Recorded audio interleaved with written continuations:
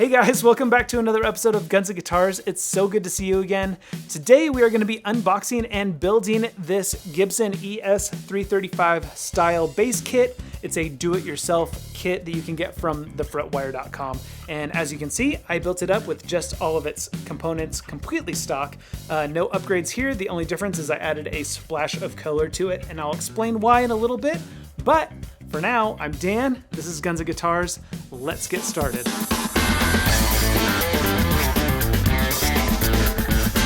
Now, unboxing this kit, I was really excited because this thing is absolutely stunning. It comes from the factory with a book-matched flame maple veneer that is just gorgeous. And if you take a look at the back of the neck, it's got an excellent wood grain there in the maple. The fingerboard, I believe, is made of some kind of engineered wood, so it's probably that rosewood Trex that we are now seeing because of the import and export ban on rosewood these days. I wish they would stop using that stuff. I wish they would just go to ebony or maple fretboards, but a lot of these kits and a lot of guitars coming from the factory these days are coming with these engineered rosewood fretboards. And I don't personally care for them, but that's what we got here. The hardware is nothing special. You just have your standard open gear Fender style tuners and a Gibson 3-point bridge that you would typically see on a bass like this. The electronics, again, nothing special. We got two mini humbuckers. I don't know if they're actually bass pickups or if they are just guitar pickups that have been repurposed for this bass kit. Either way, the control layout is very Gibson. It's got a 3-way toggle switch and then a volume and tone for each pickup. I did notice right away that the neck joint was extremely sloppy, and this is a set neck kit, which means we'll be gluing it in, so we do need a much more snug fit. So that is going to be the first thing that I have to fix. Also, because it's a set neck kit, I did need to add my color and finish before I glued it together. Now, in the past, I have done set neck kits that I've built raw first just to see how they sound and stuff before I completely customize them and strip it down and do the finish and stuff like that. But it's a really bad idea doing it that way. What I learned was that the glue in the joints, like, you can wipe it away as much as you can when you're gluing it together, but with the wood being completely raw right there, a lot of it still is gonna saturate around that joint area. And what's gonna happen is those areas are not going to take your stain or finish nearly as good as the rest of the guitar. So in order to have a much nicer looking finish, I went ahead and took care of the color first thing. But before I stained it, I did fix that sloppy neck pocket, and I did that the same way I always do, just by adding a shim of 1/32 of an inch bass wood into one of the sides of the neck pocket to tighten it up snug. And to determine which side of the neck pocket to place the shim, I stuck the neck in and installed the bridge, and then checked to see if shifting the neck to one side or the other messed with the string alignment, and then I just chose the side that had the best string alignment. After that, I glued it in and clamped it down, and once that set overnight, then I was able to shave away the excess and then get started staining. Now, I'm not going to show you that whole staining process in this video because I'm going to save that for the final builds video, and I will explain exactly how I came up with this cool gray to black burst finish. It came out absolutely awesome, and I'm pretty excited about it. It's probably the wrong way to do it, but it's the Dan Thompson way to do it. So if you want to see that, make sure you stick around and subscribe because I'm going to be showing you how to do that in the final build video, and I will link it in this video when that video is done, if it's not already done by the time you are watching this. Once I had the stain color the way I wanted it, before I glued it, I went ahead and put on one coat of tung oil, and that was just to protect the wood from the glue while gluing it together. So gluing it together was a breeze. Just used a little bit of Titebond, well, a lot of bit of Titebond, rubbed it in all the crucial areas, and then clamped it together, as you can see here. Then, of course, I let it set clamped overnight.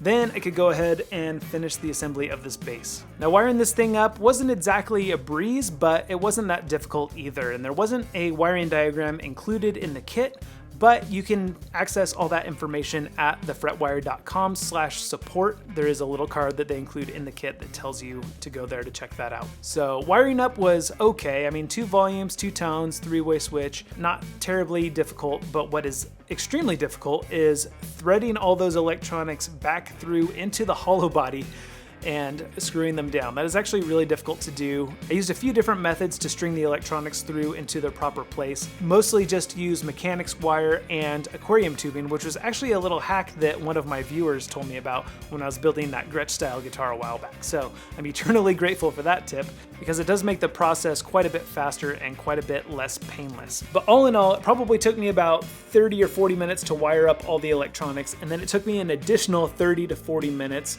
to pull the electronics through into their proper place. So overall build time for this thing is difficult to judge because I did spend so much time on the stain and finish as well as gluing the neck joint. But if you don't consider any of that and you just consider assembly of the parts, I probably had the whole thing together in about 2 hours, I would say. But once I had all the electronics installed, all the hardware installed and strung it up, I did run into a problem. All right, it's all wired up, it's strung up, and I'm ready to play it, and I'm running into my first real issue with this kit, and that's that I just can't get this bridge high enough for the strings to clear the last fret. Listen.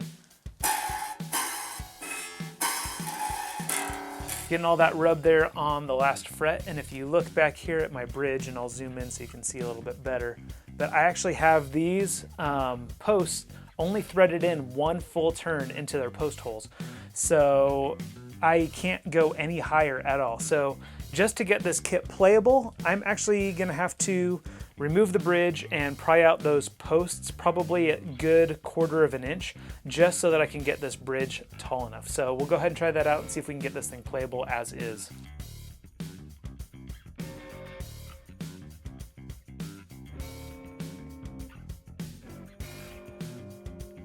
Okay, so that sort of did the trick.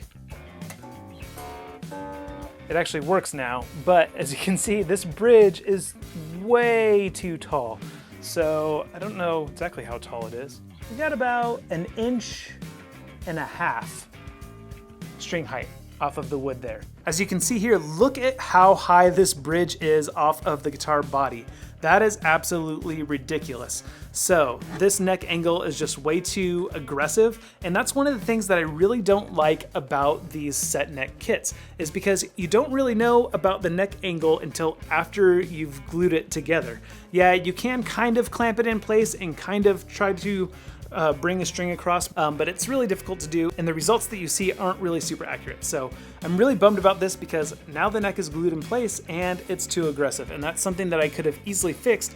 If it was a bolt-on neck, I would just pull it off, route out a little bit more in the neck cavity, and then bolt it back on, but I can't do that with this. So I'm stuck with a really tall bridge, and I'm gonna have to come up with a solution for that a little bit later because I don't want to use this Gibson 3-point bridge. I do not like it, and I'll explain why a little bit later. All right guys, I'm all plugged in and ready to demo this thing for you. I just want to remind you real quick before we get started that this is how the kit comes completely stock. I've made 0 upgrades. The only thing that I've done to this kit was I sanded it and added some color to it, and that's not even done. I just did it enough that I could glue on the neck. As you can see, the binding is scraped in the hard to reach areas before I glued the neck in, but I didn't actually scrape it anywhere else on the base. So this thing is still pretty unfinished in its raw state, just the stock hardware, stock electronics. So let's hear how it sounds.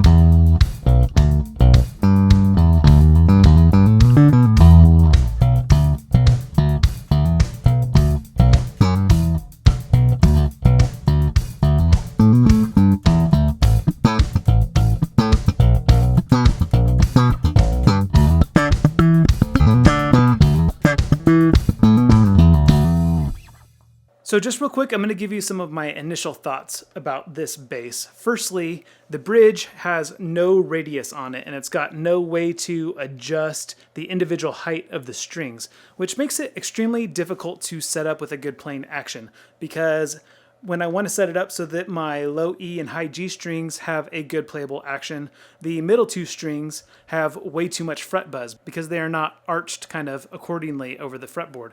So then I set it up so the middle two strings have action, and then my low E and high G strings have way too high of action. So I've kind of set up a sort of lesser of two evils where I kind of still get some fret buzz in these middle strings.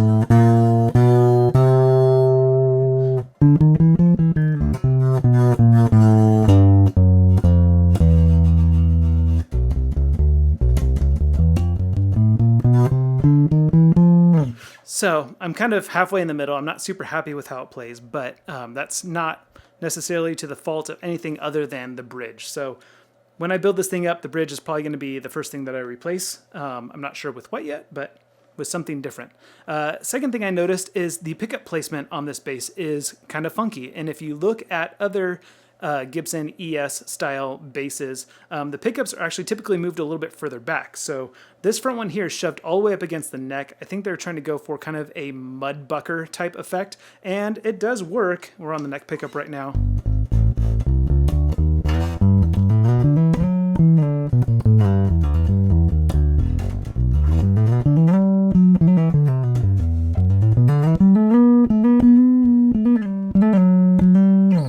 So it does kind of work, but it is just kind of muddy and kind of woofy.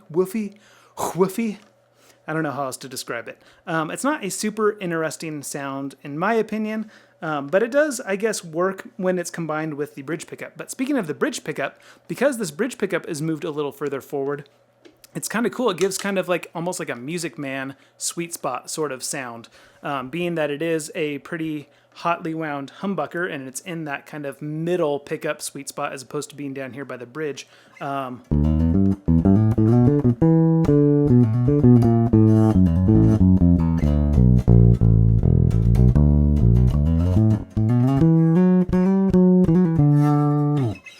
So I really like it. I mean, especially for like the slap tones and stuff.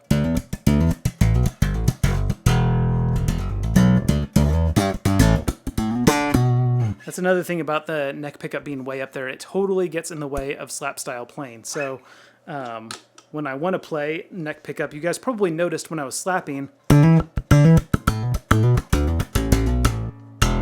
didn't sound super good because I'm hitting the pickup with my thumb, and it has to be there if I want to be able to have room to dig my fingers under the strings to pop. Because if I want to slap up here on the neck where I would normally want to slap, I can't get my fingers in under the strings right there. So the pickup setup is kind of awkward, but it's also kind of cool in that it does kind of go after the Gibson mudbucker kind of sound, and with this bridge pickup move forward, it does sound kind of cool, and both pickups together,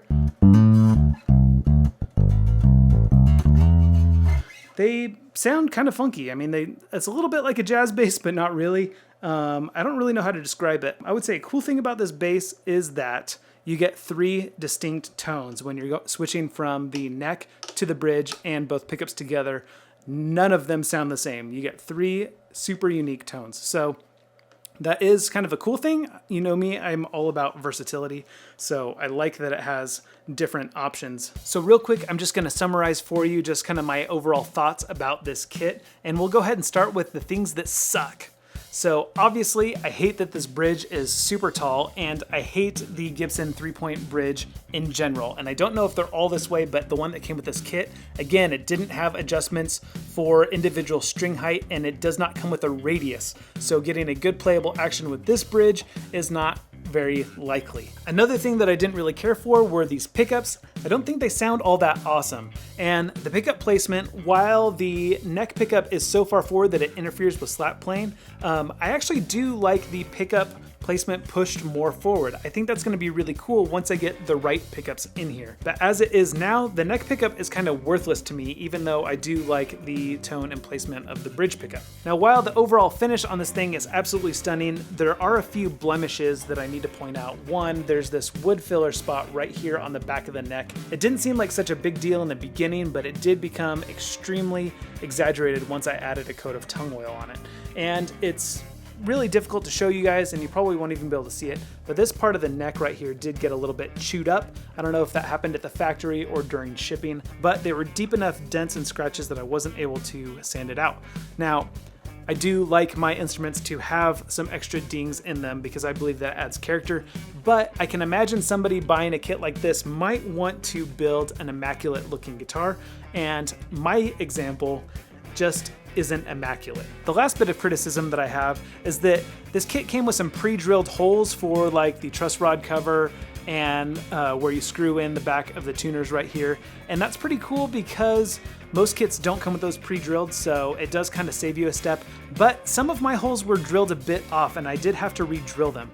So that is an issue with my kit as well. Now let's move on to things that are cool. Like I said, I did like the tone and placement of the bridge pickup, and in general, this bass is absolutely stunningly gorgeous. I do love the book matched flame maple veneer. Once I added some color, it really brought out that tiger striping, which I absolutely love.